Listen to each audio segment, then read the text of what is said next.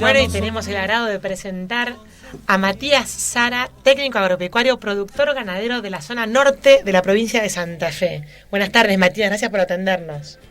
No, gracias a ustedes por el llamado, buenas tardes. Casi te saludo como con Talito, pero... Está bien, ya a esta altura soy más conocido por el apodo que por el nombre. Vamos a contarle a la audiencia que @contalito lo pueden seguir por Twitter, es un activo participante de la red social y bueno, y la verdad, Matías, que tenés tus seguidores, ¿eh? Sí, desgraciadamente hay gente que le interesa la ganadería todavía, entonces tratamos de mantenerlos entretenidos. Bueno, Matías, y si viniera un extraterrestre a aterrizar sobre la Argentina hoy, contame en una breve frase, el panorama con el que se encontraría. Bueno, yo de lo que te puedo hablar es de la ganadería y en ese sentido el que no está inundado está teniendo un año al menos pasable. El tema es bueno la cantidad de campos ganaderos que están tapados de agua, que digamos lo más habitual es que si uno se dedica a la ganadería tenga campos con problemas de excesos de agua en estas condiciones climáticas. Uh-huh. Y ahí se pone bastante feo. ¿Cómo estás? Matías, Catalina Castro te habla. Hola Catalina, buenas tardes. ¿Qué aporte o consecuencia le trae a la ganadería en esta situación el cierre de los permisos para exportar? A la ganadería en el corto plazo muy poco. Uh-huh. En el corto plazo los precios no han reaccionado, no le han dado mucha bolilla porque lo que se exporta como volumen del total es muy poco. Uh-huh. Es un 5, un 6, un 7% del total producido, entonces al precio de mercado le va a ser muy poco. Uh-huh. A lo que golpea muchísimo es a las expectativas, a la perspectiva de que en algún momento volvamos a tener una ganadería más o menos normal y parecida a lo de los países civilizados. Uh-huh. En ese sentido sí, se le hace muchísimo daño porque se pierden mercados, se pierden clientes, se pierden oportunidades de ventas, se pierde ingreso de divisas. El productor que había creído que esta política de una buena vez se había terminado y se dedicó a hacer novillos pesados, se ha pegado un susto terrible. Lo mismo el criador que pensó en hacer un ternero recriado para vendérselo a los productores que podían hacer novillo pesado, también se ha pegado un susto terrible con todo esto. Entonces, bueno, lo que se pierde en el fondo es la confianza en el negocio. Uh-huh. Y si los precios no modificaron tanto, porque incluso entiendo que ya había habido ya había sucedido el aumento y luego fue el anuncio del cierre de exportación por 15 días. Si no incide en el precio, que es en teoría el discurso oficial de por qué se toma esta medida, ¿por qué crees vos que la toman? Vos sabés que te escucho muy, muy, muy bajito. ¿Se me puede repetir un poco más fuerte, por favor? No, discúlpame. Sí, te decía que cuando se tomó la medida de cerrar por 15 días la exportación, los precios de la carne ya habían subido.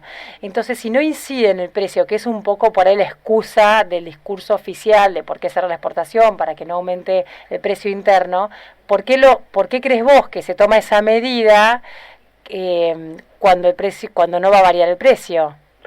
Bueno, el tema es más o menos así. Los precios lo único que hicieron no es que subieron, sino que recuperaron lo que habían bajado los últimos 2 años. Esto es medio difícil de explicar si uno no tiene en cuenta que tenemos una inflación entre el 30 y el 40%. Entonces, los pesos en los cuales estamos midiendo este año el precio del novillo valen mucho menos que los precios en los que medíamos el precio del novillo el año pasado y el anteaño pasado. Entonces, lo primero es que la hacienda no ha subido, simplemente ha recuperado un poco de lo que perdió los últimos 2 años. Claro. En cuanto a por qué se toman este tipo de medidas, es porque, ahí hay interpretaciones políticas más que económicas, pero básicamente la idea es decir, miren, estamos haciendo esto para que el precio en la góndola no suba de la carne, cuando en realidad no hay nada que se pueda hacer contra la inflación desde el punto de vista de controlar precios. Lo que se puede hacer es ordenar el resto de las variables macroeconómicas que generan un proceso inflacionario, pero bueno, eso no lo va a hacer nadie cerrando las exportaciones ni poniendo precios máximos en lineal. Uh-huh. Y volviendo al tema carne, porque tengo entendido que el cupo de exportación pasó de 67 frigoríficos que podían exportar a 26, volviendo como más concentrado el mercado. ¿Cuál es el criterio que se utiliza para evaluar quién puede exportar? Bueno, el tema es, primero, estamos hablando puntualmente de la cuota Hilton en este caso. Sí. La cuota Hilton, si no recuerdo mal, la verdad que yo para los datos de memoria así de cifras no soy demasiado bueno, pero creo que es algo así como 30.000 toneladas, en el mejor de los casos. El año pasado Argentina exportó muy poco, pero llegó a algo así como 180.000 toneladas, que es frescos, congelados, procesados, achuras, etcétera. A lo que voy es, estamos hablando de una frutilla en una torta, pero no es algo que mueva el negocio en general, la cuota Hilton. La cuota Hilton sí es una muestra de cómo está el negocio. El tema de que hayamos pasado de 60 frigoríficos a algo así como 30 más o menos, quiere decir que por un lado no hay interés en exportar desde el punto de vista de que no es negocio mandar un novillo afuera porque tenés que pagar las retenciones, tenés que comerte la diferencia de tipo de cambio porque el exportador los dólares que recibe los recibe a 8 pesos y no a lo que está el dólar verdadero, el extraoficial, el blue, el negro o como le quieran llamar, que es el que va a poder comprar.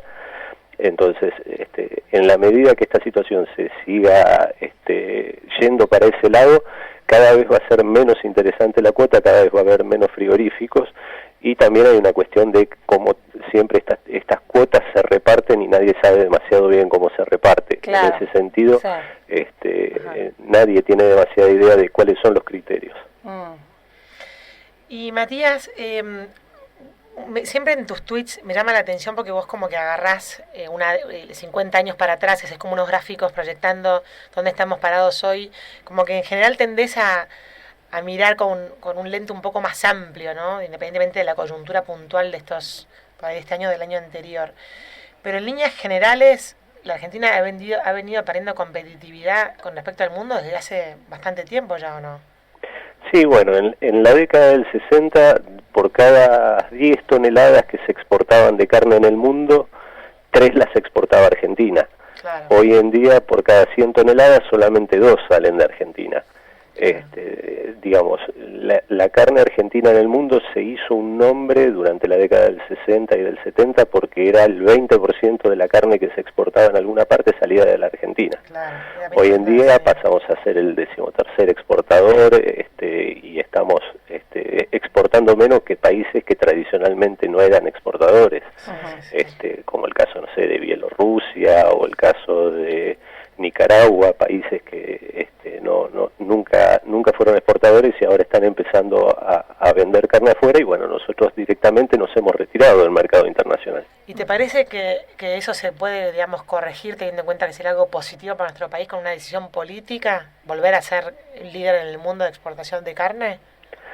Sí, más que una decisión política hay una cuestión que es filosófica y que ha acompañado todos estos años, estos 50 años en los cuales hemos desaparecido de los mercados de carne, y es la filosofía de que la ganadería debe dedicarse a hacer alimentos baratos para los argentinos y no ser una actividad generadora de empleo, de divisas, de valor agregado.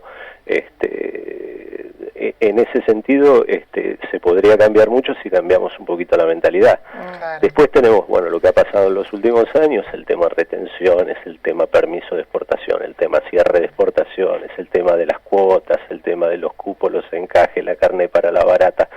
Todo eso sacarlo es baratísimo, porque desde retenciones, la cantidad de retenciones que se le saca a las exportaciones de carne no alcanza ni para pagar la mitad del fútbol para todos. O sea que no es una cosa que vamos a desfinanciar el Estado por eso. Los ROEs al Estado no le representan ni un solo centavo, entonces sacarlo también sería algo muy barato, se podría hacer de un día para el otro, no pasaría absolutamente nada.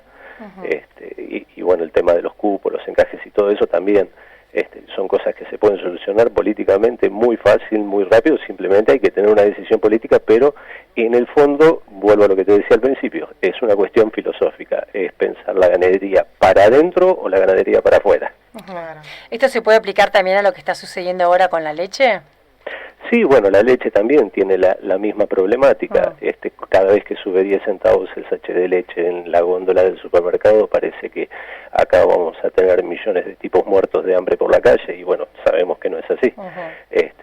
Y nadie se preocupa cuando caen las exportaciones de leche en polvo, y de esa forma hemos desaprovechado años de precios internacionales maravillosos, tanto para la carne como para la leche, como para el trigo también. Y Matías, ¿qué opinas de la ley de abastecimiento que va a estar esta próxima semana tratándose en el recinto del Senado? Bueno, la ley de abastecimiento es llevarle al resto de la economía el mismo manejo que se ha hecho con los mercados agrícolas, o sea, un Estado que puede parar cualquier actividad, que puede meterse en cualquier empresa, que puede generar cualquier distorsión dentro del mercado. Son cosas que son cosas de la mitad del siglo pasado, ni siquiera es del siglo pasado, es de la mitad del siglo pasado para atrás, cosas que no han funcionado nunca en ninguna parte, y que bueno, ahora parece que para apretar a algún tipo de sector se vuelve sobre estas recetas que ya demostraron que no sirven para nada. Y Matías, para ir cerrando la cita, ¿qué autocrítica tenés para hacerle al sector? Porque un poco siguiendo en línea con lo que escuchamos, que la semana pasada Experta Peguajó, diciendo de que nuestra batalla como sector es de las puertas hacia afuera y hacia lo que tenemos que modificar, digamos, en la relación con las otras instituciones y con los partidos políticos, porque ha sido un sector muy cerrado en sí mismo y que realmente hay que cambiar, digamos, la mentalidad de quienes nos gobiernan y de la población.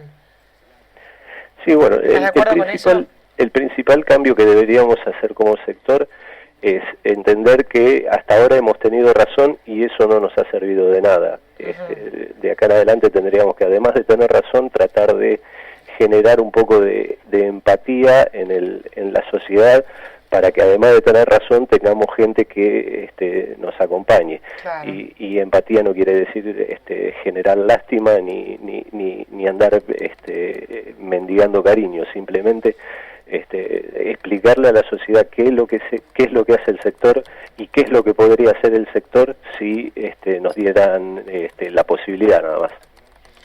Bueno, este esfuerzo de comunicación es en parte ese intento, ¿no? Correcto. Bueno, Matías Sara, muchísimas gracias por charlar con nosotros este ratito. No, gracias a ustedes por el llamado y quedo a sus órdenes para cuando quieran. Lo mismo, queda abierto este espacio para cualquier cosa que quieras comunicar. Perfecto, mil gracias. Hasta luego. Debí saber que al amarte yo te perdía. Esto fue La Cita Agropecuaria con Matías Sara, técnico agropecuario, productor del norte de la provincia de Santa Fe.